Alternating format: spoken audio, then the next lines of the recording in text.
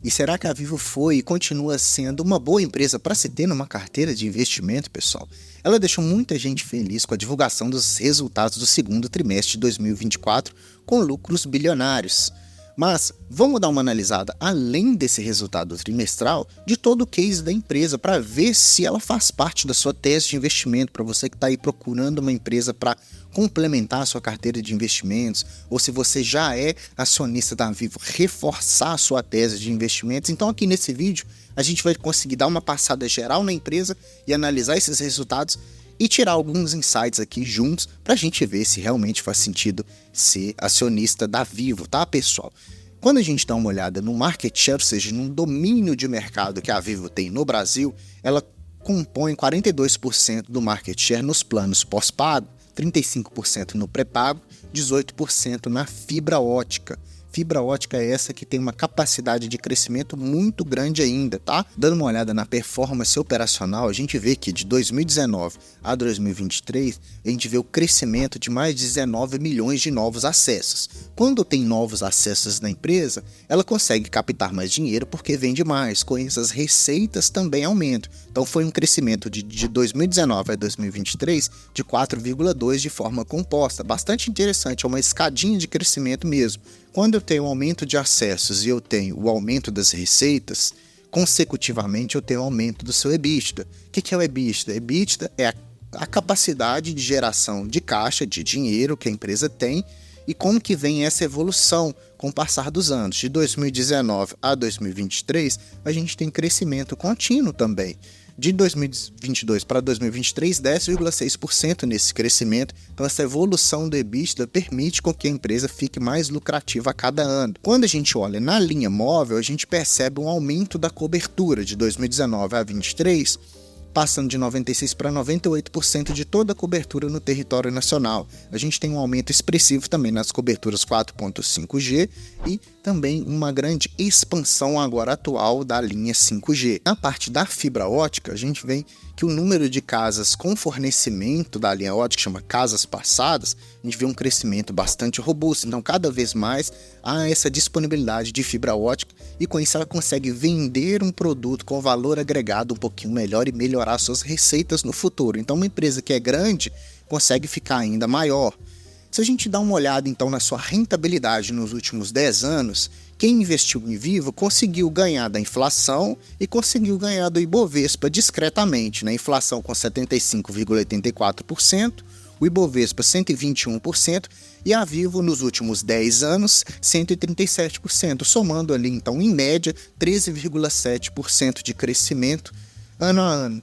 Isso vence até mesmo da nossa taxa Selic, então provou-se um investimento melhor do que a renda fixa quando a gente analisa por esses indicadores. Então, sabendo desse histórico, uma empresa que vem crescendo o número de acessos, vem crescendo o número de fibra ótica, vem crescendo as suas receitas, vem crescendo o seu EBITDA, a capacidade de geração de caixa que essa empresa tem, a gente tem que dar uma olhada nesses últimos resultados então e ver se essa tese se confirma. Quando a gente vê então os resultados, há um crescimento exponencial em todos os seus indicadores. Ela continua crescendo o número de acessos, ou seja, o acesso pós-pago móvel cresceu 7,2% anualmente, né? As receitas totais de todos os seus serviços, que a gente já vai ver mais para frente, cresceu 7,4%. Com isso, se cresce acesso e cresce receita, cresce o EBITDA também novamente, né? Ano a ano, 7,3%. Lucro líquido do semestre inteiro, né, de janeiro até a presente data, 2,1 bilhões de reais em lucro, um crescimento de 8,2%. Então é uma empresa que está em constante crescimento, aumentando ali o número de casas conectadas, o número de receitas de serviços para os móveis, telemóvel, né, de 8%, fluxo de caixa bastante saudável e crescente também. Então é uma empresa que está crescendo todos os seus números. Como que uma empresa consegue crescer tanto assim se ela já é grande? Fazendo uma divisão sobre os seus serviços, a gente vê que houve o crescimento no serviço móvel de 8,8%, houve o crescimento também de número de fibra óticas de casas passadas de 17%, dados e serviços digitais 8%, vendas de aparelhos eletrônicos quase 10%. Então todos esses serviços somam uma receita total de 13,6 bilhões de reais para esse trimestre, que é um crescimento de 7,4% em comparação com o mesmo trimestre do ano passado. A gente vê aqui também um gráfico bem interessante, o aumento das receitas vinda dos planos pós-pago. Então aumentou-se quase 10% o plano pós-pago e aumentou também quase 5% o plano pré-pago. Então as pessoas estão mais aderentes aos planos da empresa. Isso faz crescer ali os seus números, tá? Outro ponto interessante para a gente dar uma olhada também é a questão do churn. O churn do pós-pago, que é quanto que as pessoas cancelam esse serviço e migram para outro. Antes era de 1,48, agora está 0,99. Então o churn diminuindo quer dizer que os clientes estão mais aderentes aos serviços, tá? Então quando a gente faz uma análise mais criteriosa sobre a questão do EBITDA, para você entender aí diretamente no seu fluxo, ela teve nesse trimestre 5,4 bilhões em EBITDA, lucro operacional, tá?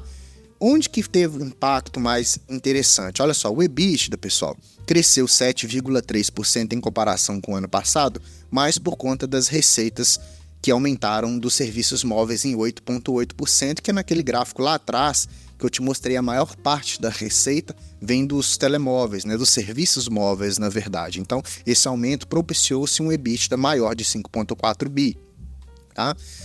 O que impacta um pouco na empresa é a questão da depreciação e amortização, que aumentou também 6,5% em comparação ao segundo trimestre de 2023, devido aos investimentos realizados. Então, uma empresa que, quando ela precisa vender mais produto, ela acaba aumentando um pouquinho mais as suas despesas, e a depreciação aumenta nisso aí por conta do material utilizado nas lojas, nos compostos todos que ela precisa ter para a infraestrutura de venda cada vez maior. Então, você pode perceber que é bem considerável ali a depreciação de 3,4 bilhões, né, pessoal? Sobrando, então, a parte do lucro líquido de 1,22 bilhões de reais, um crescimento também de quase 9%, bem interessante, muito forte, né? Isso também foi associado à redução um pouquinho nas despesas, tá? Então, apesar dela ter gasto um pouquinho na depreciação e amortização, ela conseguiu reduzir um pouquinho as suas despesas e com isso ela teve esse lucro de 1,2 bi, tá? É muito dinheiro. Um ponto mais chatinho de se analisar aqui, mas de altíssima relevância, é a questão do retorno sobre suas ações que você tem aí da Vivo ou que você planeja ter, tá? Vamos dar uma lida nesse documento aqui que ele é bem importante, tá?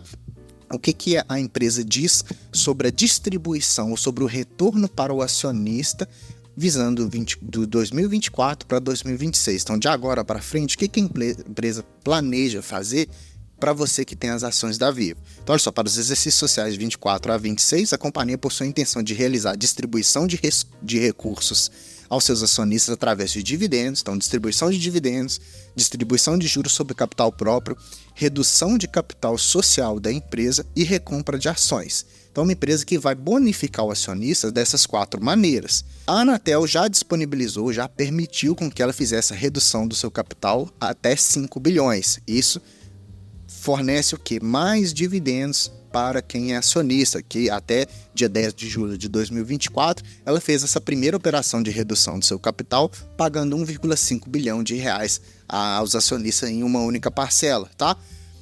Também vai distribuir mais dividendos, 447 milhões referente à recompra de ações. Então é uma empresa que está bonificando ali o acionista de diversas formas. E às vezes, se você não recebe um dividend yield ou um dividendo muito atrativo, ela tenta fazer com que esse retorno para o acionista seja de diversas outras formas, com que o acionista se sinta confortável e feliz de ter ali o seu investimento na empresa e a empresa consiga continuar crescendo para não ficar só pagando tudo em dividendos, tá? Se a gente pode dar uma olhada aqui, ó, a redução de capital de 1,5 bi foi para o dia 10/7 de 2024.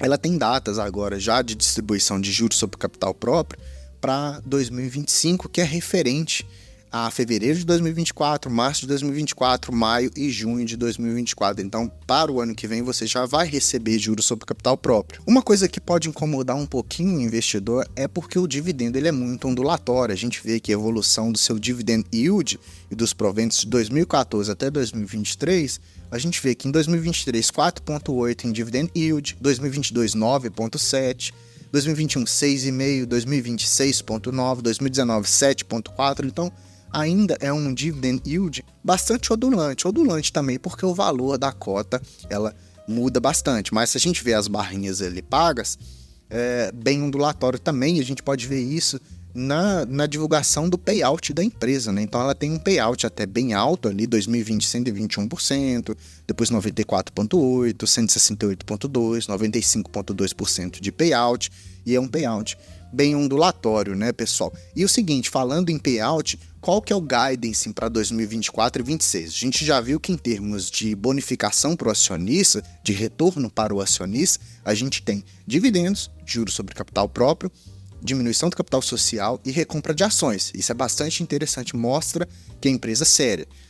Para 24 até 26, ela se compromete a pagar 100% do lucro líquido gerado durante 24, 25 e 26, considerando a soma dos dividendos, juros sobre capital próprio, redução de capital e recompra de ações. Uma coisa que pode deixar alguns investidores meio desconfortáveis é que de 2021 a 2024, mesmo com todas essas pretensões, ela vem diminuindo um pouquinho em valores os dividendos. Então, para quem tem uma carteira previdenciária, sentiu na pele esses menores dividendos. Em 2021, ela tinha pago 3,46, depois 3,5, 2,5 e agora na presente data ela pagou só 91 centavos. É uma empresa que faz um pagamento geralmente 2 vezes por ano, tá? Então isso pode te deixar para uma carteira previdenciária um pouquinho mais desconfortável, mas depende da composição da sua carteira em geral. Se tem outras empresas ali para compor, para reforçar, enquanto uma paga menos, a outra paga mais. Dando uma olhadinha na questão da cotação, a gente percebe que há alguns momentos de alta e algum momento de baixa. Então, uma empresa, em termos de cotação, bastante cíclica. Quem investiu nos últimos 5 anos teve quase 6% de crescimento no valor da cota, ou no valor da ação, bem dizendo. R$ 48,25 é o que está custando na presente data, mas ela tem uns pontos de entrada interessante, que quem consegue comprar a bons preços consegue aumentar aquele dividend yield, que foi mais ou menos de 4,8 em 2023. Se você compra num valor muito mais atrativo, o seu yield on cost ele consegue ser acima de 5, 6, 7%. Teve alguns momentos onde a empresa chegou a ser negociada a R$ 40, a R$ 36,80, a R$ 43,30. Então, talvez observar essa ciclicidade que tem, a empresa pode te deixar mais satisfeito com as ações. Mas a gente vai ver se hoje, pagando R$ 48, se está caro ou não.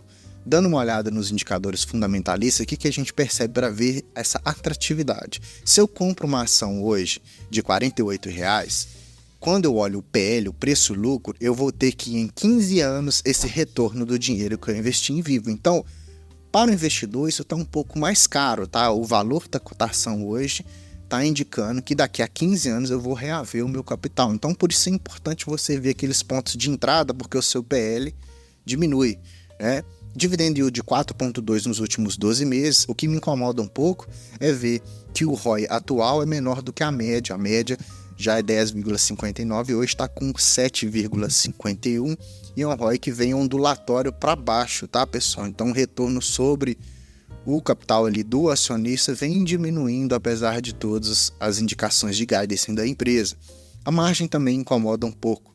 A margem bem estagnada e estável ali. Hoje, 9,63, está abaixo da média, que é 12,40. Então, se a empresa tem uma margem líquida menor, a distribuição de dividendos acaba sendo menor. E o que se espera com isso? O que seria a minha visão sobre o resumo da Vivo? Ela é uma empresa que cresceu, base de clientes e a conectividade, aumentou-se as receitas, EBITDAs e os lucros.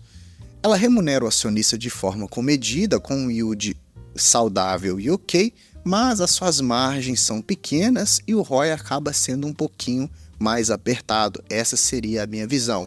Então, por exemplo, para uma carteira de investimento, hoje eu tenho outros ativos de maior risco, talvez A Vivo, ela tem um fator um pouquinho mais protetivo, porque é uma ação que, apesar dessa ciclicidade no valor da cotação, em termos de saúde financeira da empresa, é uma empresa que se não vai esquentar muito a cabeça, não é uma empresa que vem, não dá prejuízo, não é uma empresa que é mal vista, não é uma empresa que tem ali burburinhos e problemas com relação à gestão, tá? Então é uma empresa para você ficar um pouco mais suave. Você não vai ter grandes ganhos, mas também você não vai sofrer com momentos onde a gente tem prejuízos, como várias empresas de commodity a gente tem. Então essa seria a minha visão, tá? Existem outras empresas de telefonia ou de telecom na Bolsa de Valores para a gente poder dar uma analisada. A gente vai fazer mais vídeos sobre isso.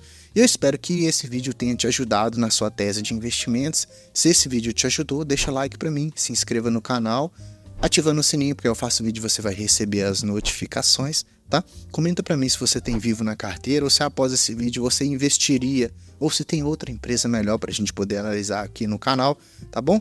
Aqui você assistiu o canal do Investidor Classe Média, eu sou o Gustavo, te vejo num próximo vídeo, até mais e tchau!